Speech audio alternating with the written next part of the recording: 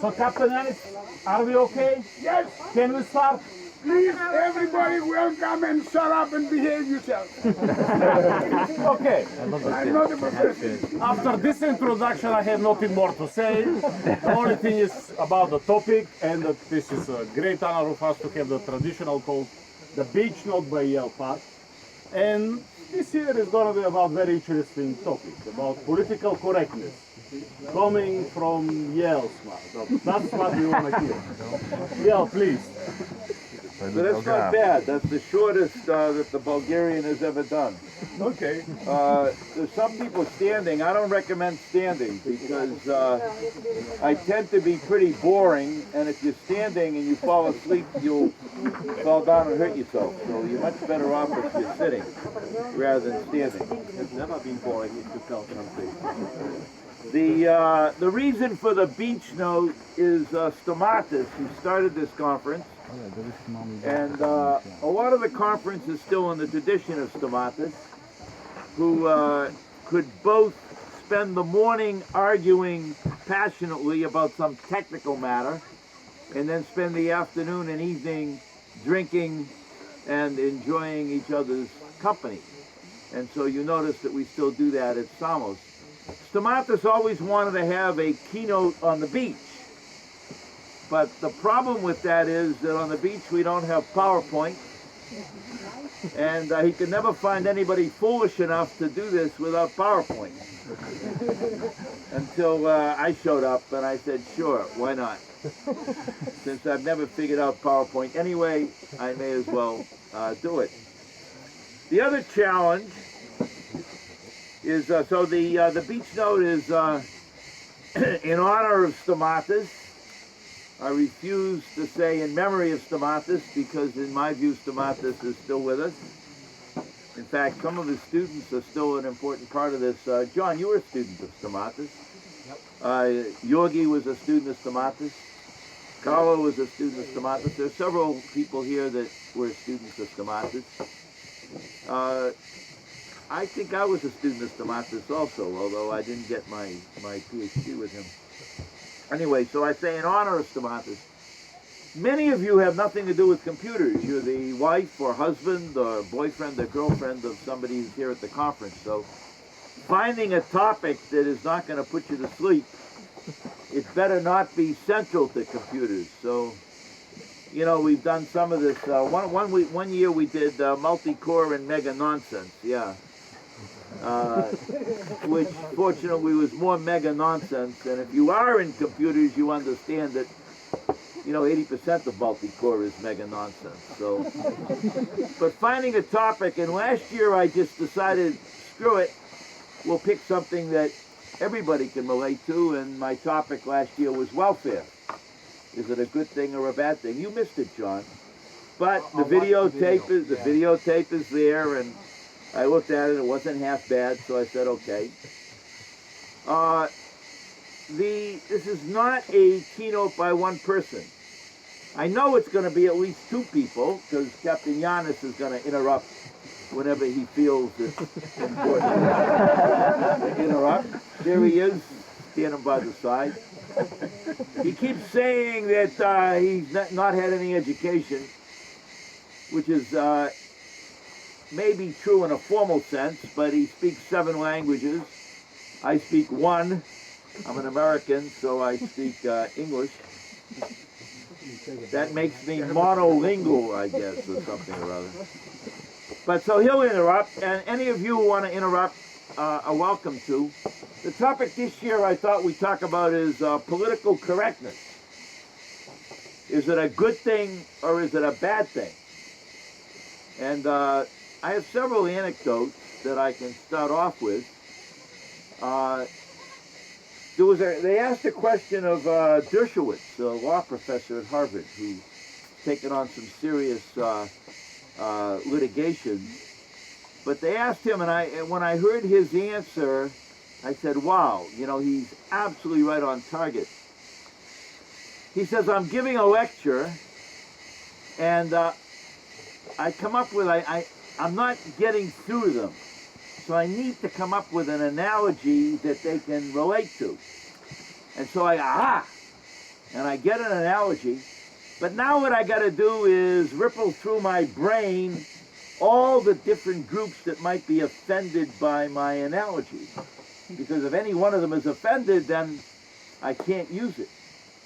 Political correctness. And of course, by the time I get through with that, rippling through, and I know that nobody's going to be offended, the moment has passed. And so the analogy isn't worthwhile. And I share that sentiment, that in teaching,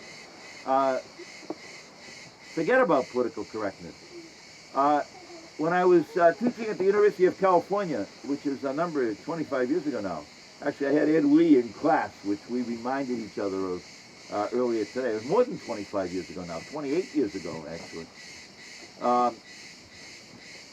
I was giving a lecture and I used the word girl in my lecture. And all of a sudden, I could see the tightness in some of the women students, girls. And I was sensitive enough to recognize that, and so I kept the sentence going, and I kid you not, this is actually true, I kept the sentence going for another 5 minutes until I could find a way to work the word boy into the same sentence. And women students, they visibly relaxed when I did that. It's this political correctness that we have to be careful not to offend. Remember when I was at Michigan, I don't know whether you remember this or not, but there was this student who in his dorm room, he put a big sign on the door of his room, and I'm very sensitive to not use the word that he had on that sign, but it started with the letter M, and it said, "Go home." And what did the university do? They made him take the sign down. And this black female graduate student in psychology said, why did the university do that? They made a mistake, see, according to her.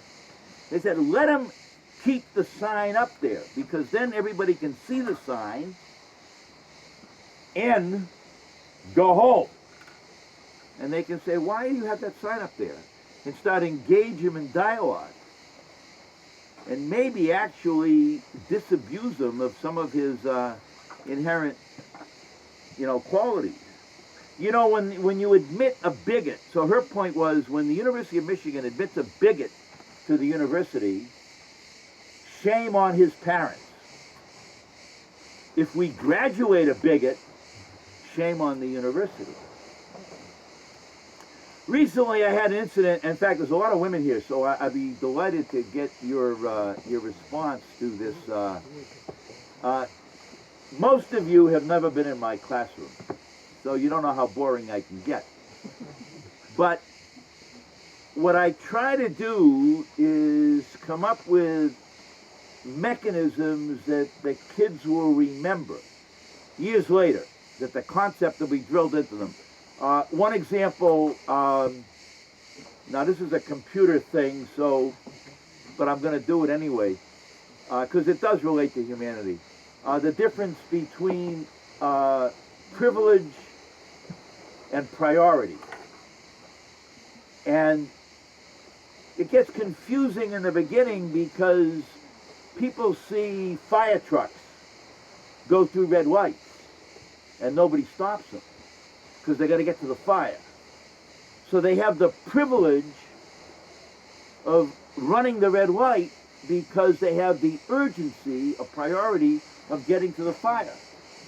And you say, yeah, privilege and priority, they're the same thing. But those of us that are in computing, we know that they're completely different. They're orthogonal issues. One can have privilege with no priority, one can have priority with no privilege. And the example that I use to get that point across in my classroom, students, they're freshmen, they're seeing it for the first time, is I tell them about my friend who has a job in one of these 55-story buildings in San Francisco. He works down in the basement in the mail office.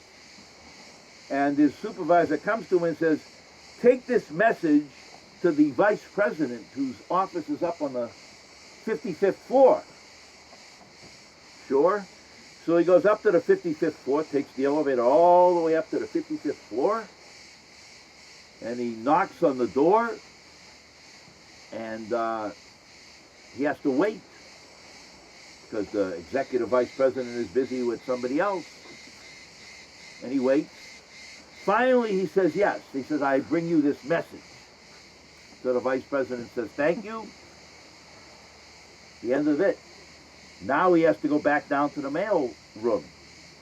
But in all this time that he's been waiting, he has to go to the bathroom. You know? So he hits the button for the elevator, and he has to wait for the elevator. And while he's waiting, he really has to go to the bathroom. It's so bad that he's tensed up, waiting to go to the bathroom. And while he's there, practically wetting his pants, one of the vice presidents comes out of his office, casually walks across the hall, unlocks the executive bathroom, and goes in. And meanwhile, he's ready to wet his pants. Now, who had the higher priority? But who had the privilege?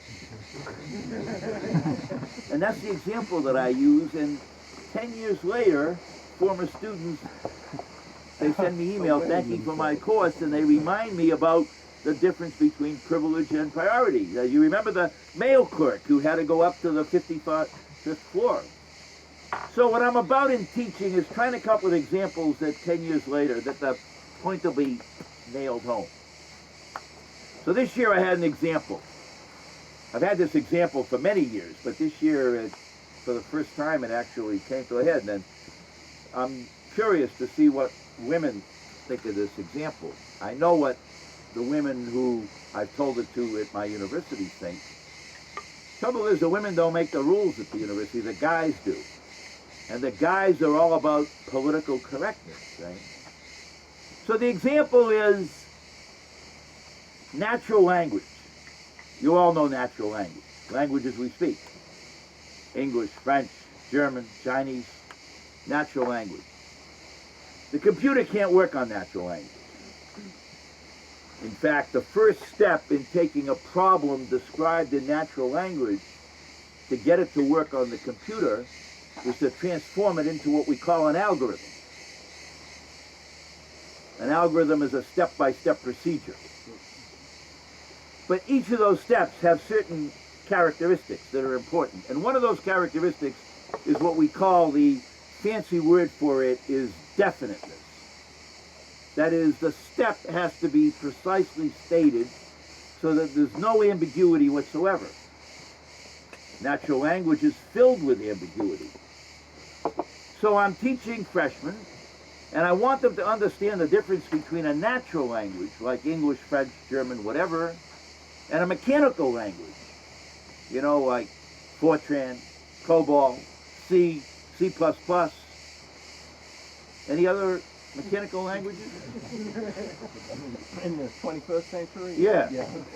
Yeah, for example, Trevor, you're finally opening your mouth. I figured Trevor would have jumped in a long time ago. So sadly, I'm agreeing with you. Yeah, so not Java, right? That's not a language, that's a religion, right? So anyway, these languages have to have this property of definiteness so that you can precisely state each of the steps in the algorithm. So how do I get across the difference between natural language with ambiguity, mechanical languages with this property, algorithmic property of definiteness? Aha! There is a kanji character that consists of the stuff. I had a blackboard, I would write it on the blackboard, I don't. So I can draw it in thin air. It looks like this. And for those of you that can read backwards, mirror image, what this is, who knows the kanji or Chinese? Any Chinese people in the room? No? No Chinese people? Yes? John. John who? John who? John Glusner? You know Chinese? Or Japanese? No, look. So, good. You're there? Bump, bump, bump. You know that character? It looks like two characters. So it is actually, but it's two characters that taken together make a single character. So what are the two characters? One looks like power, and the other looks like a person. Yeah, no. So the top one, like so, is the roof of a house. Okay? No. So bump, bump is a roof. That's a roof. Got it. Roof of a house. Good. So he doesn't like my penmanship. See? And the bottom one, let me do the bottom one again. Look. Looks like a girl. Right, woman, please.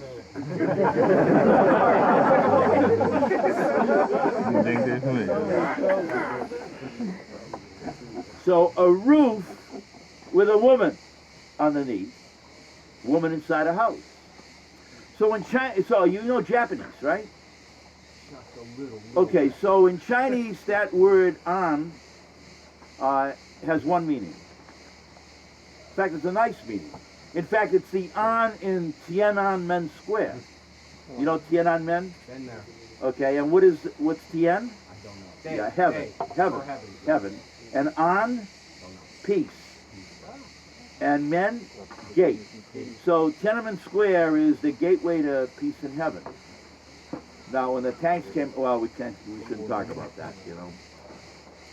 But the an, a roof with a woman underneath, peace, contentment, safety, that's the Chinese meaning. But in Japanese, that character has two meanings.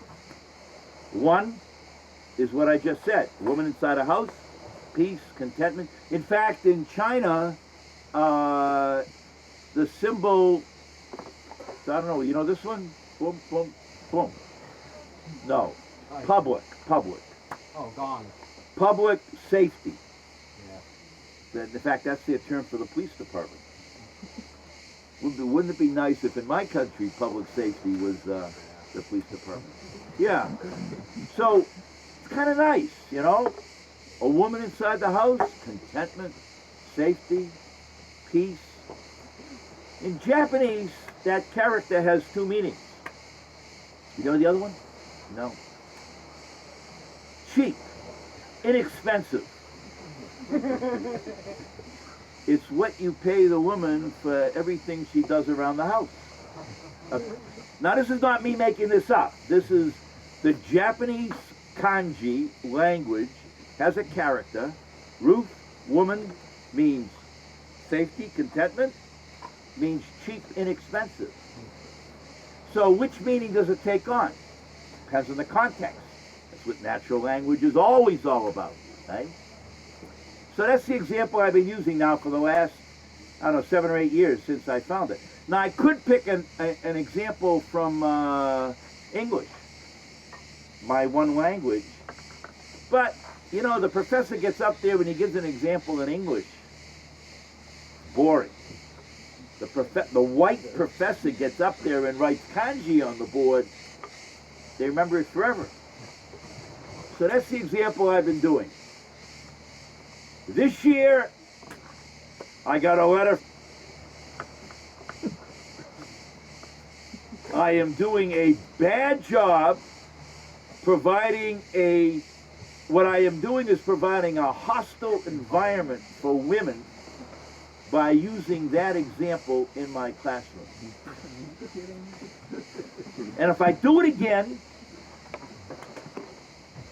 there'll be serious repercussions.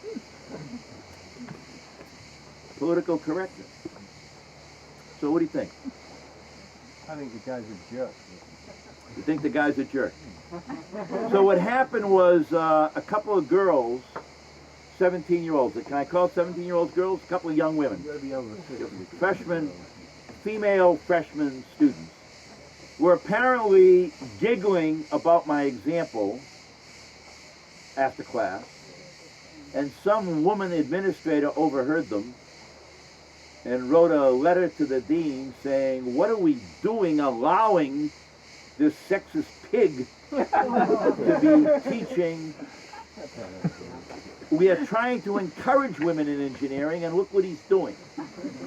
And so what does he do? Oh, well, actually, she went even further. She decided, amazing, she decided that the roof of the house with the woman inside, since it means cheap or inexpensive, what kind of a house should that be? And how would you describe the woman that is in that house? And in her letter to the dean, she said, he's talking about brothels and prostitution.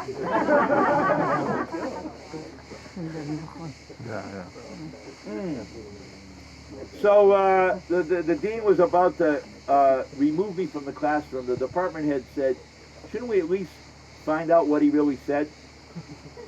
So they asked several people, and of course the students said exactly what I told you I said.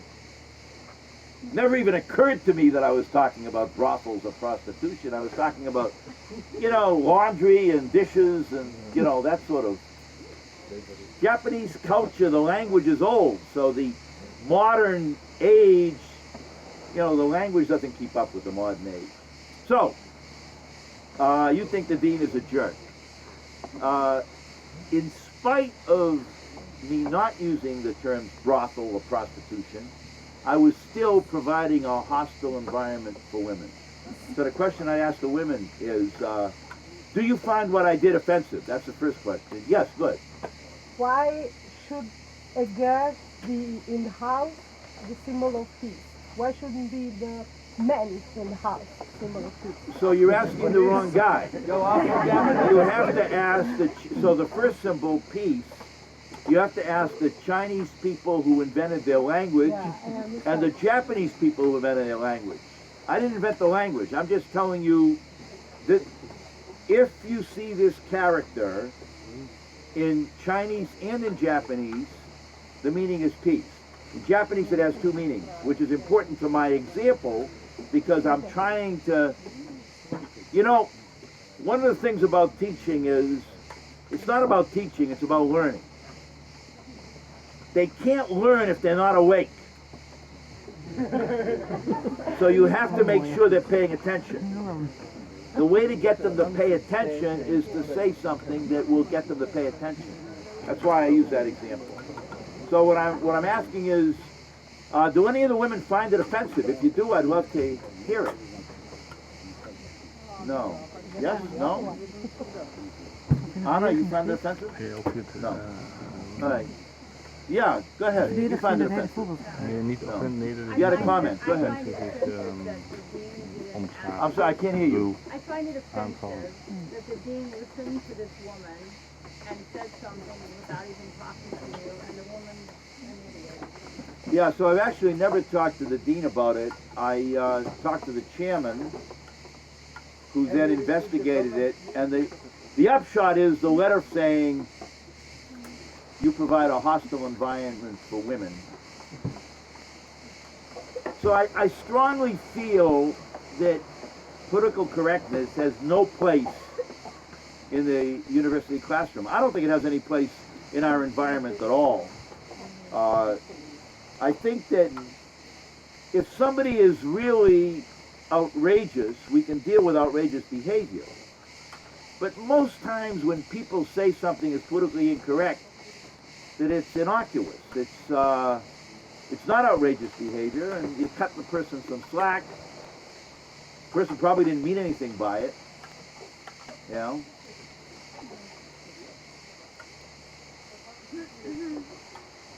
No comment whatsoever. No? Good, please. That's correct what you say, but when someone points out that your example, the example you chose. I'm sorry, I can't hear you. So that's correct what you say. But when someone points out that the example you use sounds bad to me, maybe you should change the example. Okay, so there are 400 students in the class, and one person finds it objectionable. I should change the example. Maybe. No. So I'm asking, maybe. Okay, so maybe is a word like interesting. Has absolutely no content whatsoever. Yeah. So you think I should or I shouldn't? You should. So at the University of Texas, I have to. So in fact, there's a big decision I have to make between now and when I teach the course again. Because if I do it again, it's going to open Pandora's. So you understand the Pandora's box? Yeah, it's going to open Pandora's box if I. We're in the land of Huh? I may be in the land of Pandora's box, but that doesn't what? How much time? We're running out of time or what? No, you want to? No, we can kill it this any time. I'm surprised that your husband. You're still married to him, right? I thought him very serious. Yeah. So you want to eat, or you want to stop? eat. No, it's up. I don't want to eat. You're the boss. Come on. We are ready. You're ready. Okay. Any comments before we call it then? Yeah, go ahead, please. I cannot understand the political correctness. So I can't either, but in my country you better. Because the N-word becomes dirty. Then the black word becomes dirty. Then in America now you choose Afro-American. And one time it will become dirty too.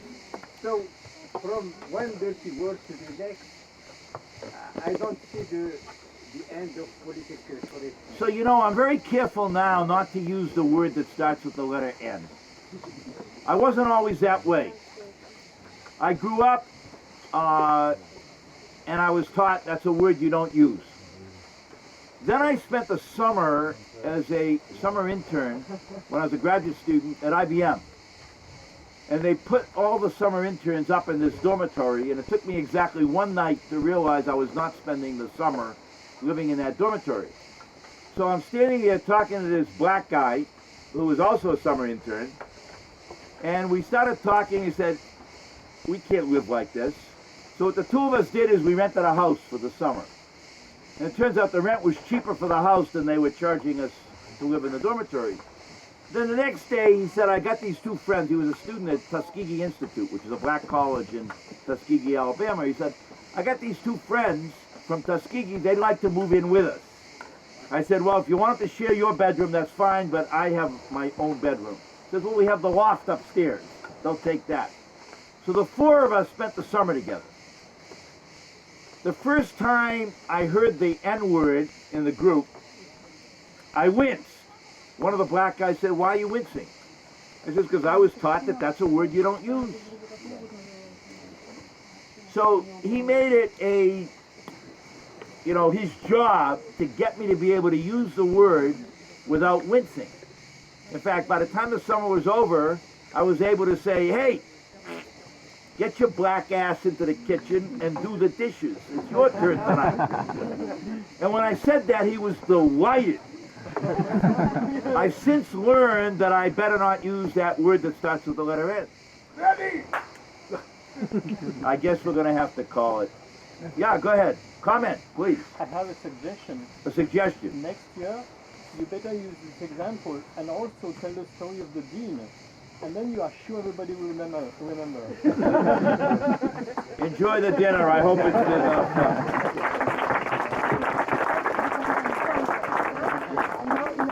I want 1 minute. No, so the boss has to. I told you would interrupt. I just did. 1 minute. I'm very happy to have you here again, and especially the new people. I have to tell these beautiful men that I don't keep saying that I'm not educated. You are I educated. am not educated. You are educated. I am not educated. I have never been to school. Doesn't matter. Don't ever confuse what goes on in school with education. It's nice to have you here. Let's have a good lunch.